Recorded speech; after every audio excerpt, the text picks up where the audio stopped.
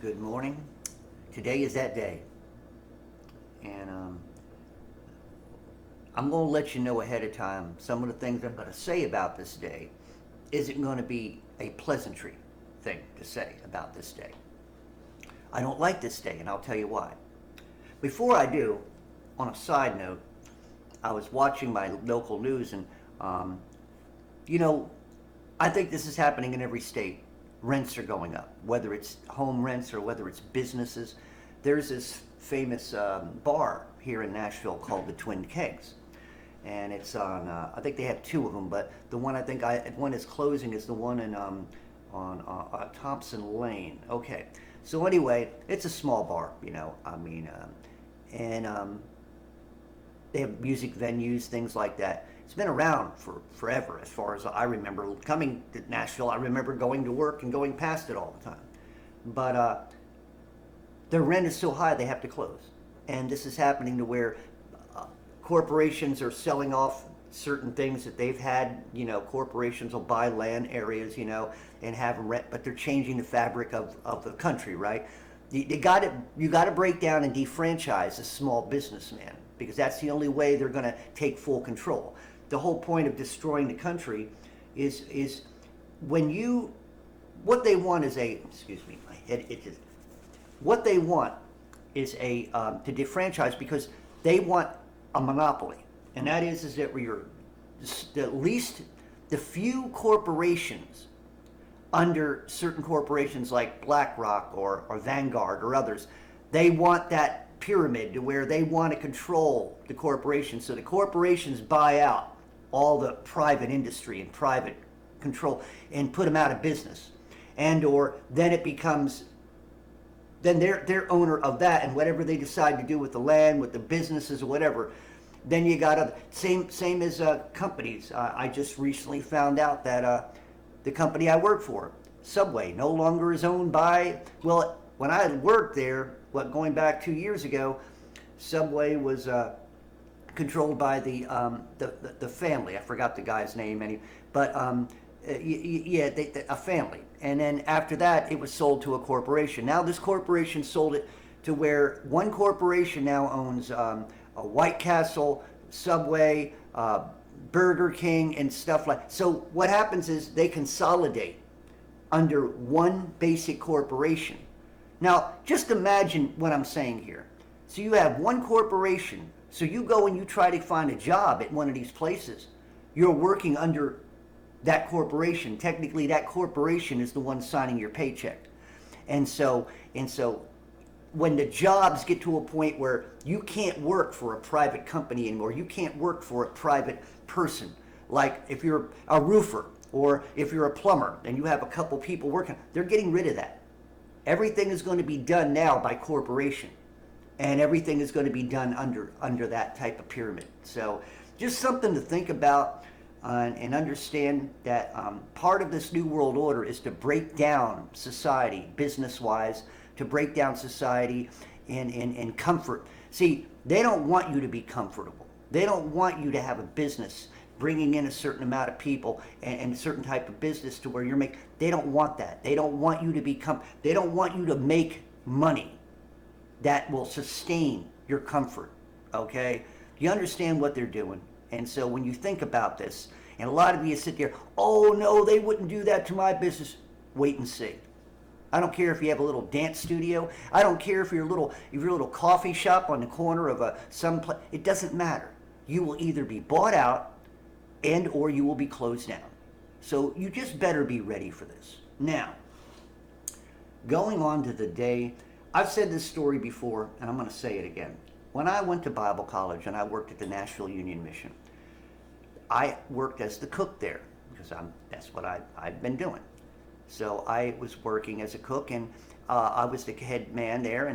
And what I remember is that I had to, in my office, I always had to write down and what was the count. We'd have tickets, little tickets where they'd have to go to hear the sermons before they would be able to come in for lunch or dinner, and also to be able to go to bed. So they had to hear the sermon, then they got a ticket, then they'd come through the doors where they get in line to get their food. Well, in most cases, every night it would be about 200 to 300 people. And, the people come in. So the one thing of it is that during that time, at the end of the month, they always have a pamphlet they send out to their churches and people who would donate to the Union Mission. And they would end up tripling what that month's people came in, so they'd get more money from the people, which I always found to be, every time I bring it up, I'd have a lot of problems with the ministers who ran the place. Because they didn't want me. Because I'd sit there and say, well, one time I threatened them. I said, I'll take this to the newspaper. They said, well, you won't. They were going to do, if I did anything, I would be in trouble. Let's just put it that way. But I didn't. But it's always been there in the back of my head of what they were like and what they did. Now, in saying that, giving you an understanding of how some place like a mission and how the people work. Churches. Isn't it funny that we always say during Christmas time that it's, love and goodwill towards all men, blah, blah, this and that. We know stories of the past that World War I, World War II, they are in the trenches, and all of a sudden Christmas breaks out. And everybody, but the guys who were fighting each other, killing each other, come out of the trenches and hug and shake hands and eat each other's fruitcakes and have a good old time. And then when Christmas dinner is over, they get back in the trenches and Christmas is over, they start shooting one another. But they had a good time during the time of, And also when you think about the Christmas, what I used to deal with, what I used to hate. Every Thanksgiving and every Christmas, we'd have churches that would come from other, kids that were, brought in from other states that may have also had their own missions, but they come to the National Union Mission. See, if you come to the National Union Mission, that's a big thing because Nashville is well known. The mission at the time, born in the 80s and 90s, was well known, run by God, I can't remember these people's name anymore. I can't remember his name, but anyway, Reasoner, Reverend Reasoner. I worked under him. And plus, what he worked with me during the time where I went to Bible college, and he was sort of like my minister that I worked under with him and stuff. So anyway, I just remember that they used to have these churches come from India. From Indiana, from Chicago or whatever, and the kids would come in and they'd serve. Maybe lunchtime there would be a church that comes in and they serve. The kids would go out there and talk to the people. I was the cook, so I made sure they had all the food that they had needed and stuff like that. But what it was, one time one of the people there wanted to get me to mention, like to talk when I said I didn't want to talk. I'm just here to be and of course I had the ministers of the mission. Why don't you want to talk with them? Why don't I said I don't like this. I said, they only come once a year and it's ridiculous. I mean, these people see, that was my thing. They come once a year. They get the cameras up and the kids look good in front of, and they take it back to their churches, just like I said what happened with the mission when they wanted the count to be more so they get more donations in. They did the same thing. They'd go back and they'd make their little pamphlets and they'd show their little movies to their churchgoers, and everybody would give more money because they want to send it to the mission, and all this other stuff. And they want to raise money for the next time the kids go to a mission And to me, I hated this, and I still do to this day, because what they're showing them is once a year, we cherish goodwill for all men. We once a year, and it's not agape love. It's not the love of God. It's a phileo love. It's a love that gets you more donations. It's the kind of love that brings in the people into the way you're thinking, and wanting to help. We want to send the kids next year for this, so it's a great educational. What did they learn? Once a year. you give your time. Well, once a year, you give a little money. Once a year. You know, we had people that would come in. Was a woman. She was in her 80s. She never missed a day until the day she died, of course. I was there when she died. She'd come in every day from the time that I began Bible college and I worked there in the kitchen, that she was there always, every Wednesday. I think it was Saturdays too. Wednesday and Saturday she would come. 80, 90-year-old woman. And everybody loved her. But she was there. She was always there. Never missed a day that she was supposed to come in. Always there, ready to serve. And yet, the churches bring the kids once a year. So we have parades once a year. We want to give. We want to give. Like the only time we think of street people is once a year, maybe twice a year. Thanksgiving. You know, shoe companies want to bring shoes in once a year. That was their Christmas present, new shoes once a year. Phileo love. That's what Christmas is in the world. Phileo love is a purposeful love. Phileo love is a come to go. Phileo love depends on, you scratch my back, I scratch your back kind of thing. A lot of natural families, a lot of people who are religious practice natural love, phileo love. They don't know what agape love is. Usually a lot of Christians don't know the difference between phileo and agape. They don't know when they're acting in phileo or when they're acting in agape. What the agape is a continuous love. Agape is the love that God made, and agape is the kind of love that God is always there. Heavenly Father, you call on him, he's always there. It's a love that he will never, ever give away. You may turn away from him, but he will never turn away from you. Now, if you turn away from him, he's still there, waiting for you to come back. But see, in the world, in the church, and in these organizations like this, the agape love is not the love that moves a mission. The agape love of God is not the love that moves a church most of the time. It's usually phileo love. It's the love of man that is basically a imitation of the agape love, because it's put on and taken off. That's why I hate this day. It's because this is a day that everybody puts on a mask and gives and thinks about, things, right? And so look how easy it can be. Look at what we're doing right now. There's a war over in Israel, right? And both sides are bad guys. Both sides are working together, and people are being manipulated as two separate sides. Hamas is being run by Israel. Okay? They are the proxy evil guys. And what it is destroy both sides and to kill as many people as they can. That's what this war is. But it's in the gauze of, of people saying that, well, where do we put our allegiance? So we begin to love Israel, but we're supposed to hate Hamas and the Palestinians, right? So this is the thing.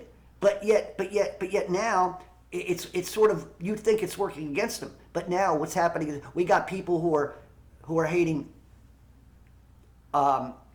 Israel and wanting to help the people in Gaza or Hamas, right? This is all the contention, and it's all purposeful. And guess what's running this? A phileo love.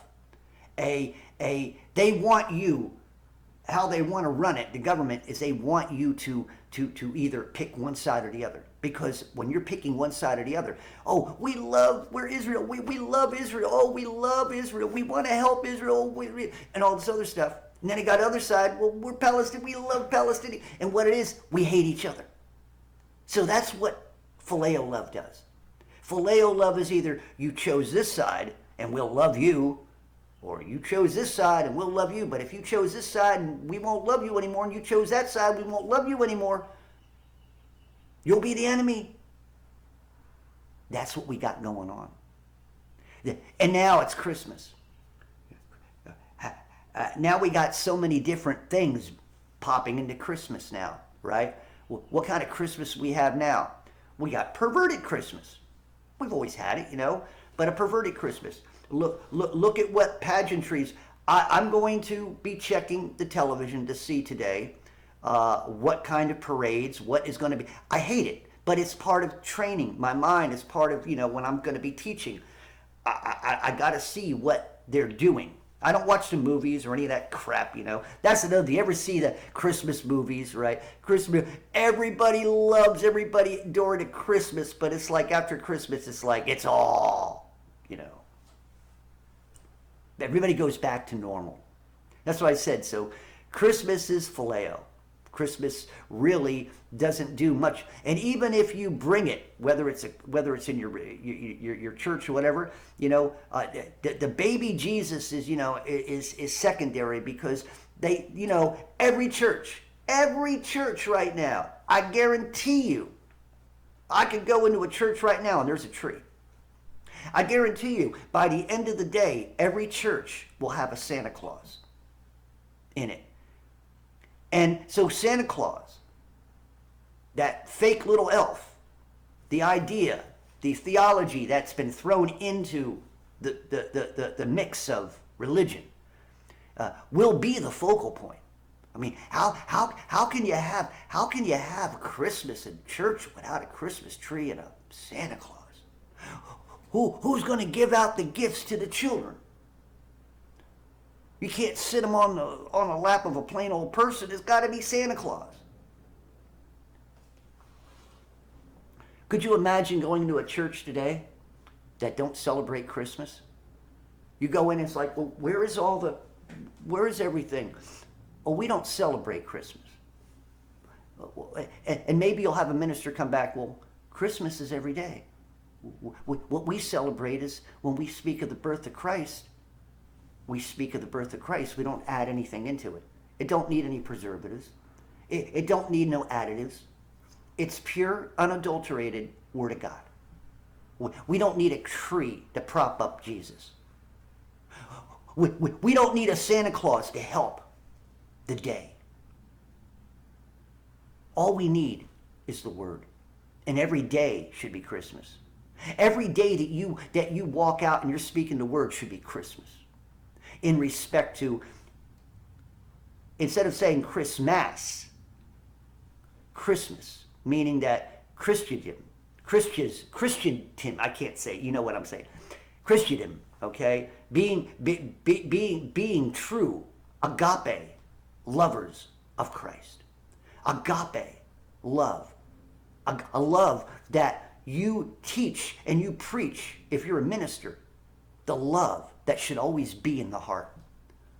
You can't sit there and mix up what phileo is, because phileo is a flip-flop love.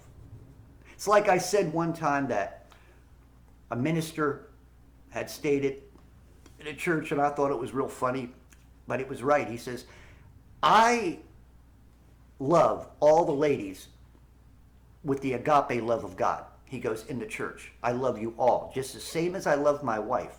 He goes, the only difference is, I don't practice phileo love with any of you. I only practice phileo love on my wife. He's talking about the natural love, the physical and all that, right? And think about that. We got to know what we got turned on and what we got turned off. We got to know that when we're functioning in a form of love, what love are we functioning in? Are we functioning in a, I'm going to go help people because of disasters and stuff, and I'll give them as much time as I can give. So people go out and help, and it's like, they'll help for a while. They've done a good thing. So I showed my love, so I cut down a couple of trees, help people. I'm on my way out, just so I was a good Samaritan and all the other stuff. Agape love is, I'll do whatever I can, and how long I need to stay, I'll do it. See, that's what I'm saying. What are you offering? Well, and where is it coming from? You see, it's sort of like a church to say, well, this Christmas we're going to let the homeless come in, and we're going to feed the homeless in our church. This, once a year. Otherwise, you can't let the homeless in, you know. It's like that church I think I mentioned downtown, and when I was working at the Union Mission, I visited the church down there, and I used to sit in the back listening to the minister. It was a Baptist church, and I'm listening to the minister, and I remember an old bum had come in, and he was kind of rank, you know, and he was right there, and these old ladies are like, you know, you could hear, they're right next to me. The old lady's like, oh, why do they let him in? He smells. You know, why do you let him? And she goes and she's asking the one guy in the back. You know, he was supposed to, I guess, you know, pass the pan around. You know, and they're make him go away. Get him out of here. It smells. So they asked the guy to leave. Loving, very loving of these old ladies. Of course, me being next to him at the end of the service, I looked over at these ladies and I said, are you proud of yourself? And they're like looking at me. I had to be careful. I didn't want to give them a heart attack, but I basically told them off. I said, you know, that old man came in here for the Word of God. You couldn't handle a little smell? I said, you smell to me, ladies. And I walked out. I never walked back in that church again. But that's what I'm talking about, people. What kind of love are we actually living in? If you say you're a Christian, what kind of love are you walking in? Are you truly walking as a son of God? Are you truly walking as a child of God? Or are you walking as a child? Walking with a give and take attitude. You know, walking that I'm going to be a good Samaritan once a year. I'm going to think peace and tranquility once a year. Maybe twice. Like I said, Thanksgiving usually falls in. It's not as big as Christmas, but the same type of thing, right? And we're going to open up our hearts once a year. You see? That's the thing that I don't like about Christmas. It's a false sense of understanding. It's a falseness of the true agape love. It actually is an embarrassment when you mix this paganism with it, because now you've adulterated, you've made it perverted. You've taken Christmas out of Christmas. You see what I'm saying? What you did was you've mingled it with the phileo love of the world. You've mingled it with the haughtiness, and you've mingled it to the point to where you've watered down what that baby and when you have your little plays with the kids, what that baby is supposed to represent. When you hear my song, if you listen to it, I'm going to probably put that song up. I'm going to put that song up here. You can hear it at the end of this message if you haven't heard that song. It's called I Am He. This song represents why Jesus came into the world. This song has nothing to do with Christmas. This song has to do with his birth. And not whether he was born on December or born any other day. It had to do with the purpose of why he came into this world. You could talk about whether it was under a North Star, this or that. I don't care about all that. But do you know why Jesus came into the world? Do you know that his birth and his death coincides together? Because he was born into a world to show the love of God, God's agape love, to bring man back to him. And he died with that same fervent agape love that God had, because God brought him into the world to die. Think about this for a moment. God brought the flesh into the world so it would die for mankind. His only begotten Son. Spiritually made created in the womb of a flesh woman. And the purpose after his birth, all his 33 years to his death, that was the purpose. Not just to be born, but to show from his birth the true love of the Father. And to Jesus' death and resurrection, the death was the hardest thing that God did for you and me. And yet, we want to give him a cheaper love back, a cheaper recognition of his love. We want to mingle it with our ideas and our idols. We want to mingle it with what we think Christmas should be. We want to mingle it with cheap ass drinking parties, and we want to mingle it with an evil elf, and try and giving gifts away to spoilt brat children who play with them for one day, the toys, and disregard them the next day. This is the culture in which we live in. We've had it for quite a while. But now that we're coming to the end, do you know that this could end up being your last Christmas? You ever thought of that? What if there's a war? What if the invasion hits after Christmas, right? Because they've let all these people come in, all these military type people from China and Saudi Arabia and other places. These people are coming in from all over, invading our country because our governments are a bunch of idiots and allow it to happen. Because neither side is going to do anything. They can't. They're owned. They're owned, like I was talking about corporations. Each one of the people who are up there that you vote in, when you think you're voting them in, your vote don't count. They're bought and sold. Those people because when they get in office, they have people who buy them off. Believe it or not. That's why these people have so much money. These people are making more money than God, okay, if you want to think about it. God don't need it, but you know what I'm saying. So, I know I just made you step in a mud puddle. Speaking of mud puddles, it's raining outside here in Nashville, Tennessee. Last year it was down in the 30s, right? Now it's raining outside. It's warm. And it's not normal. And you know why it's not normal? Because of the idiots who fly them stupid planes and cover up the sun, and global warming in the wintertime, right? They're making it warmer. These idiots, these so-called experts who come up with all this crap. Do you know what science, the purpose of science is to destroy the nature. Do you know that this portion of this type of science that they're doing, because they want to remake nature. They want to own nature. I mean, when it comes to, they want to control the destiny of nature.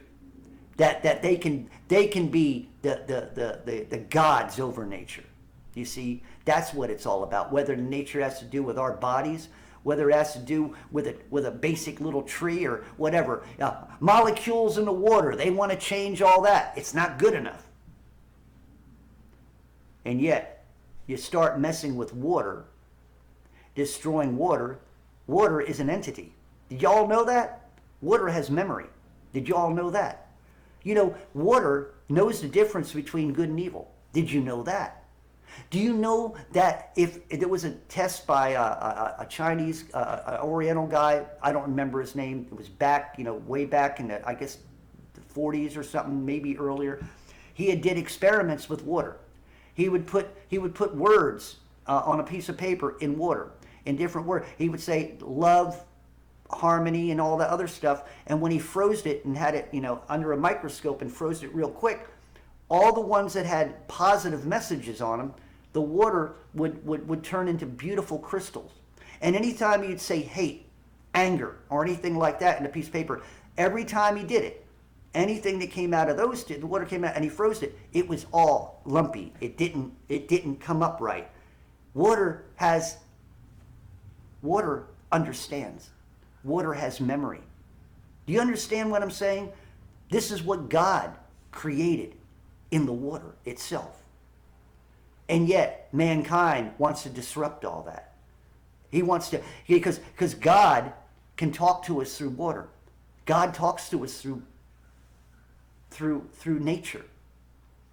And yet, we don't hear it most times. You know, people don't. Richie from Boston, he's out there in nature. He sees nature for what it is. He's traveling around the country and seeing how they're messing nature up. He sees how nature is on its own, and he's at one with nature. You know, how many of us could do that? How many of, and they don't want you to be that way. They want to destroy nature so you can't live in it.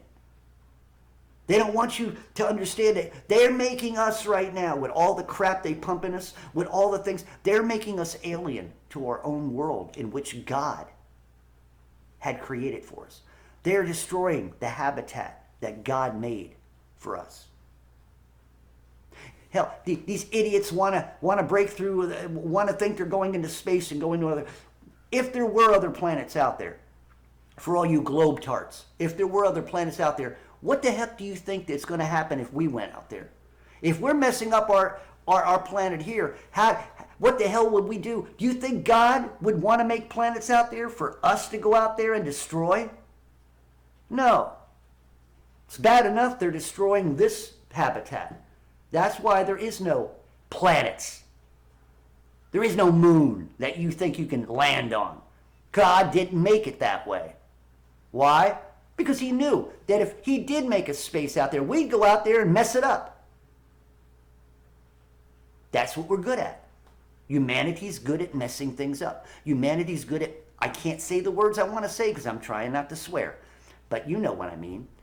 So mankind does everything it can to destroy what God created, to make it so. It's like I said, if there are other planets for us to go to, we'd mess it up.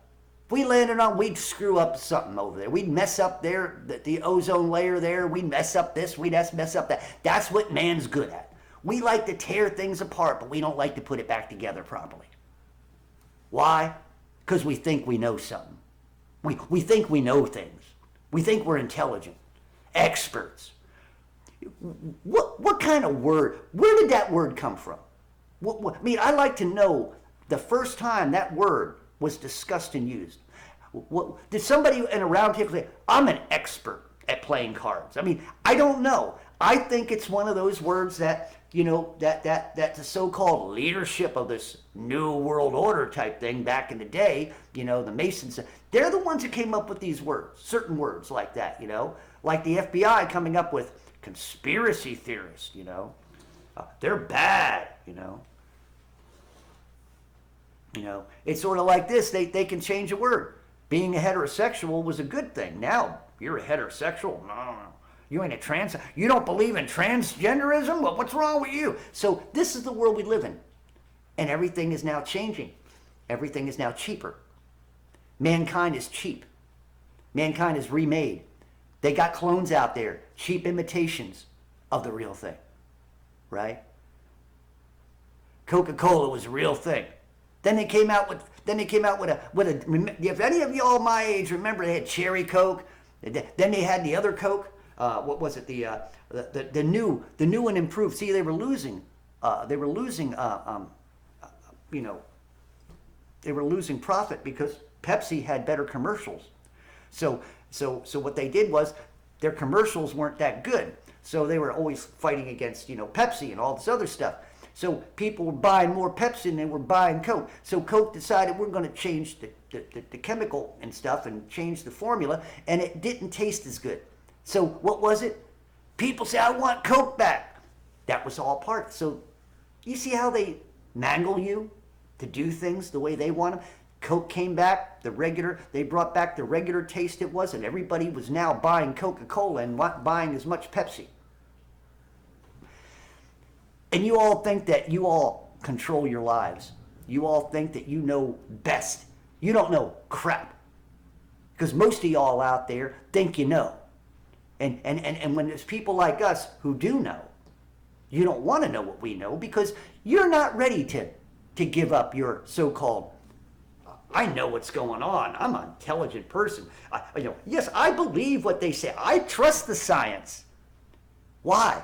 Because they told you to, not because you didn't think for you, because you thought for yourself.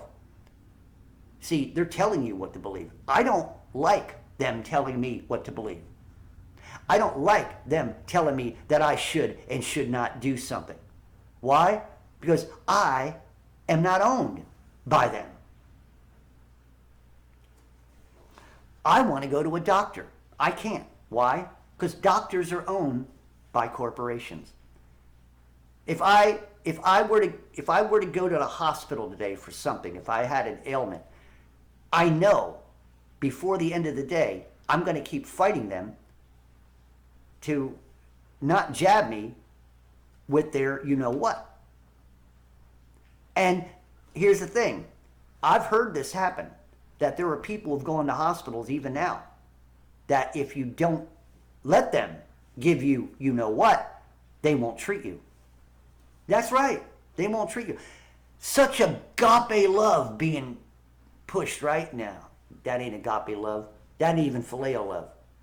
That's either do or don't. You either do or die. That's what it is. I could be ailing. I could have a heart murmur. I could have a heart attack or stroke. But you got to roll up your sleeve before we treat you. Why? Well, somebody comes up, well, you got to do what's right for the rest of the people. I don't give a crap about other people when it comes to my life. You see what I'm saying? When it comes to my existence and when it comes to my being treated, I want to be treated what I come in for, not for what you think I should. Sort of like I said, remember when people were dying? Well, they were saying, oh, it was C. That's why. Could it come in after being pushed off a mountain, mangled up and something? No, he didn't die from that. He died from, right? Let me ask you something. How many of y'all out there actually think you're intelligent? How many of y'all out there think in the last, 5 years that you were thinking on your own? That everything that's been told to you?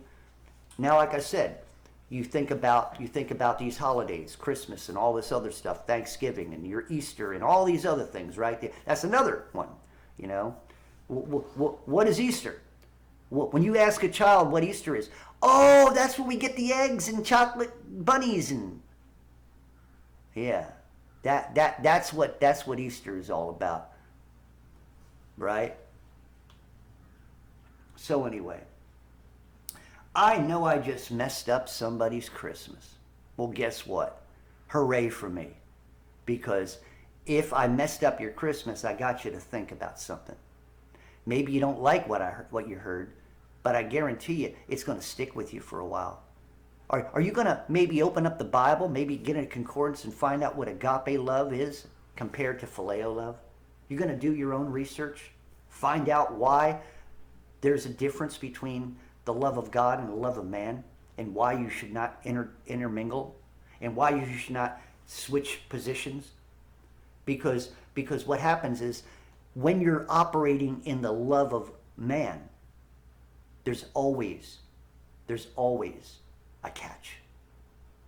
The only catch of agape love is that you must be born again to understand it. God has love, agape love, for all mankind. The problem is all mankind have the same agape love for him. Why? Because they don't know him.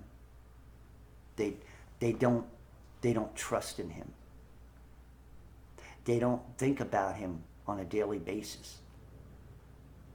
And like I said, this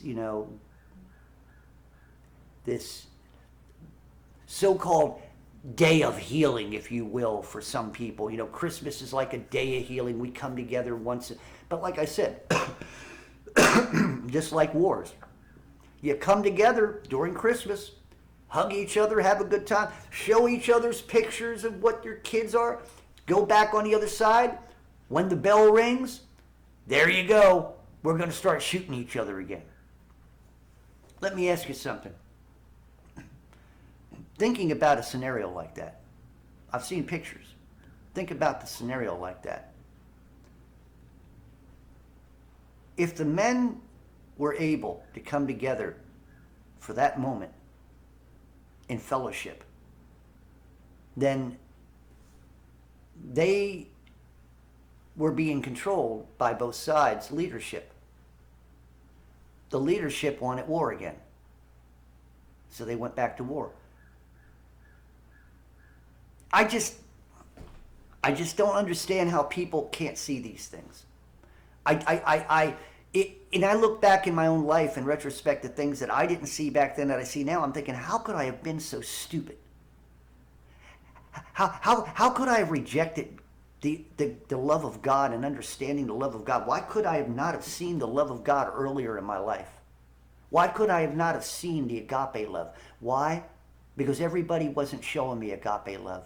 They were showing me, even church people were showing me phileo love. Really. I visited and went to so many different denominational churches. It's a horror show. Non-denominational churches are a horror show. Interdenominational churches are a horror show. The Bible college I went to was a horror show because I had Presbyterian professors, Southern Baptist professors, we had Lutheran professors. It was a collage. And with so many different theological, no wonder I didn't learn a dang thing in Bible college. I had to relearn. I had the Holy Spirit reteach me because what they taught me was a bunch of gobbledygook from different points of view that never came together. I mean, I learned a lot, don't get me wrong. I learned the basics. I understand theology. I understand eschatology. I understand all this stuff. Doesn't mean that I agree with it all. Because it's man introduced into the Bible, not God coming out of the Bible. Think about that. Man is interjecting himself into the Bible, but not pulling out God from the Bible. Something to think about. Something to really think about. So in saying that, I'm going to sit here and drink the rest of my coffee. I'm going to sit here and praise God today.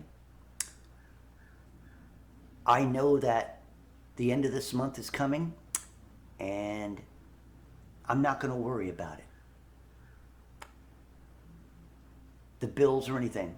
Today is a day that I'm going to really give my heart over fully to God today.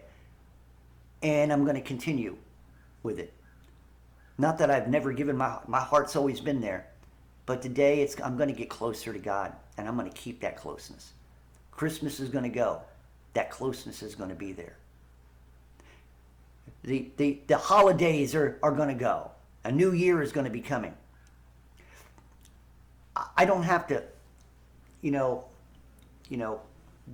stop something. A New Year's resolution. No, that's also idolatry, paganism. I wouldn't do it. Don't do all that. If you're a Christian, don't do all that. If you're going to quit something, then quit something. Make a pact with God. Don't make a pact with the devil. See?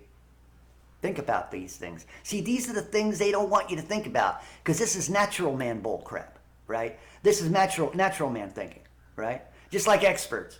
If the experts are so expert, how come they screw up everything that they seem to touch? How come if experts are so experts, how come they made so many mistakes in the last 5 years? Oh, we'll do better. Well, you're an expert. You should have done better the first time. Right? Right? If you're an expert, it should never have turned out the way it did. Right? Because now you got to blame something else on something that you did because you're an expert, Anthony. Anthony will never, ever plead guilty on his part of the genocide. He will never, ever. He would go to the electric chair denying his part of what he did by lying, manipulating and lying to people. All the people at Car Den Car, the WHO, Oregon, even if we could take down the economic forum. Oh, I seen a video about that little guy, his little guy under him, his little mini-me. He's an evil little man. That man is an evil. There's so much. He's thinner than I am. He's also a little, pansy, He's thinner than I am. This man is the most evil, corrupt little son of a you-know-what in the world. He's like Hitler and Yavuga, whatever his name is. Always sitting there saying that man can be hacked. And he uses the same terms old Klaus uses. We have a great opportunity during crisis to do a lot of changes. And of course, old Klaus likes to say, no, we won't change the world. We're going to change ourselves, meaning that we're going to put stuff in us and we're going to be changed. They talk like, well, yeah, sure, that's exactly what I want.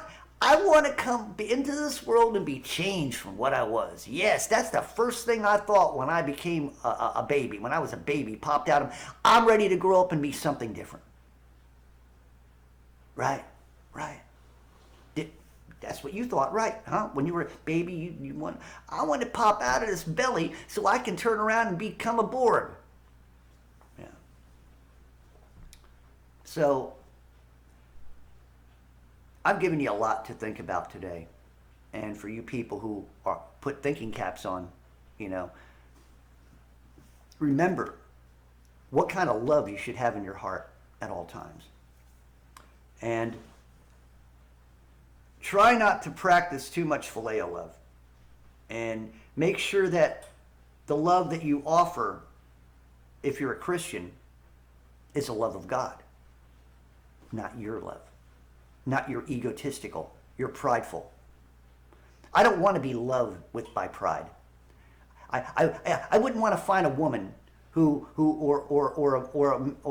woman shouldn't want to have a man who uses her because she's pretty and stuff as a status symbol. I wrote the songs. I got a song out there. You think you got it all, right?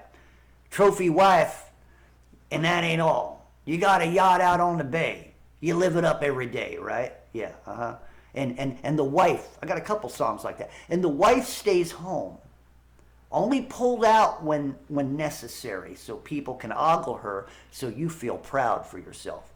This is the type of love the world offers. And guess what?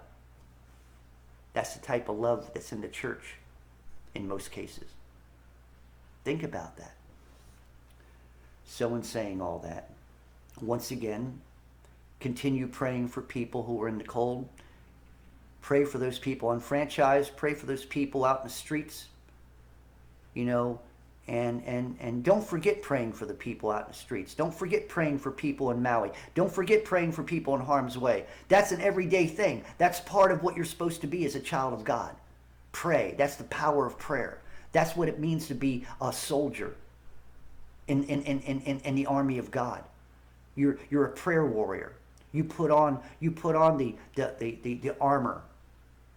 You yield the sword. You yield the shield. You have everything that you need to be a child of God in the army of God. And yet, we don't like to put that stuff on. Because when we practice the true love and nature of God, okay, we take away from ourselves. And a lot of people don't like to take away from themselves.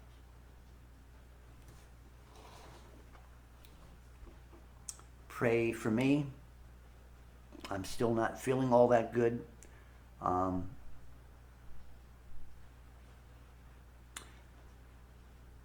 don't know what I'm going to be doing. I'm having a lot of problems and things in respect of how I'm going to get through this next month and stuff. And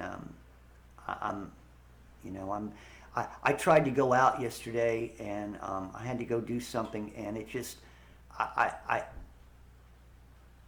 I almost passed out. Yeah, and I don't sleep or anything. I almost passed out. I was driving yesterday, and I had a headache, and also I almost passed out. I had to actually, when I got back in the car from the store, I just sat there for a little bit just to, you know, it was weird. So I mean, I got things happening to me, and like I said, right now, they lied to me about insurance policies and all this other stuff, free insurance and all this. There's always a catch to all this crap that they say that they're going to, you know, especially here in Nashville. But the thing of Tennessee, that is that I don't trust it. And doctors, I don't trust hospitals or doctors. I can't. Like I said, if I could find a vet, I'd go to a vet. He'd probably treat me a lot better, give me a good scratch behind the ear and maybe a dog biscuit. But at least I know I'd probably be treated. But so anyway, Heavenly Father, I thank you right now for all these situations, Father. I thank you right now that people wake up to the truth of you and your word, Father. That people understand the difference between your love and the love of the world. That they don't intermingle it and switch it around. That pride does not get in the way and destroy the true meaning of God's love, the agape love. I claim obedience in the Spirit, Father. I claim those to be reached today. In spite of this day, Father, I pray for salvation. I pray that people become saved. That they see life deeper than this phony day of Christmas. I hope that they see the truth behind it and the reality behind it of why we should recognize and remember why Jesus came into this world. So God could reclaim our souls. In the name of Christ I pray. Amen and amen. Remember, I am a minister trying to keep above water. Any gifts that you can, anything you can give. I have a PayPal, GoFundMe. You can't click the links because I won't do what they want me to do to get those links back in there. Because I have to give them an ID, which I don't understand, and they can't make. I've read their. It doesn't make any sense, but it's all part of that new world order thing that they got going. They got to know everything about you, you know. It's amazing that they don't put something hooked up on here where you give a urine sample or something, you know. I mean, I might be saying something. Some scientists might say, "Oh, there's an idea," you know.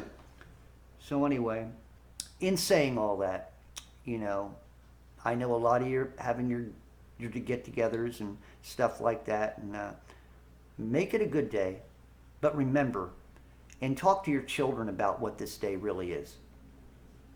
Or sit down with a Bible and read it yourself.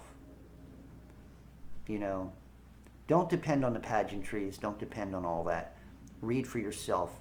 Have the time to sit down with God and pray.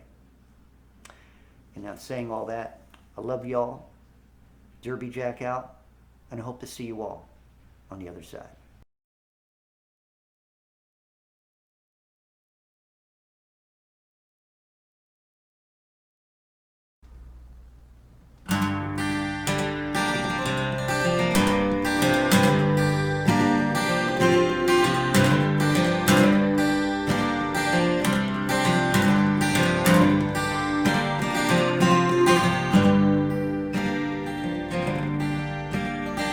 I am he who ushers in the new kingdom.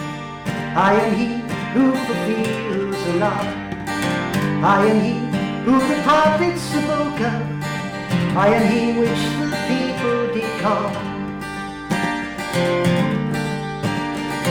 I am he, the Word in flesh. I am he, King above all the rest. I am he, the light that shows the way.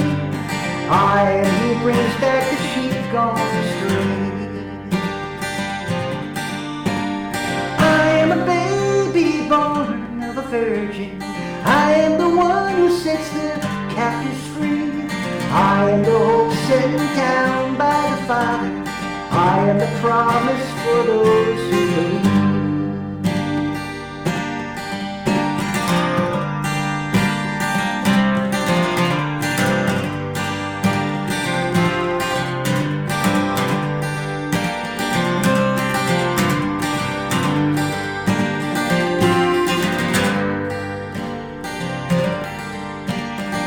I am he whose of truth is power. I am he whose power is true. I am he who will cast out demons. I am he who will raise the dead too. I am he whose love is perfect. I am he who is more than a friend. I am he who does not deny you. I am he who gives his life in the end. I am a baby born of a virgin. I am the one who sets the captives free. I am the hope sent down by the Father. I am the promise for all to believe. I am the baby born of a virgin. I am the one who sets the captives free. I am the hope sent down by the Father. I am the promise for all to believe.